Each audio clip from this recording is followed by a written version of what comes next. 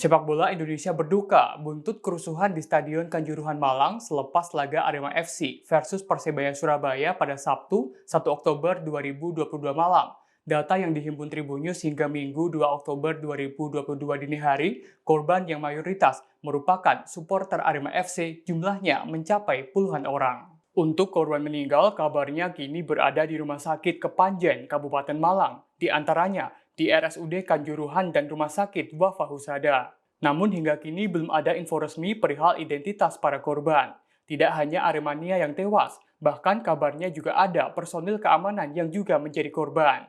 Seperti diberitakan sebelumnya, insiden bermula saat Arema FC kalah dari Persebaya Surabaya 2-3. Seusai pertandingan, ribuan Aremania mendesak masuk ke dalam lapangan. Melihat ribuan supporter masuk ke lapangan, pihak keamanan dari Polri dan juga TNI langsung melakukan pengamanan. Kejadian berlanjut dengan aksi lempar-lemparan antara supporter dengan petugas keamanan. Lantaran kalah jumlah personil dan supporter tak dapat dikendalikan, petugas keamanan akhirnya mengeluarkan gas air mata.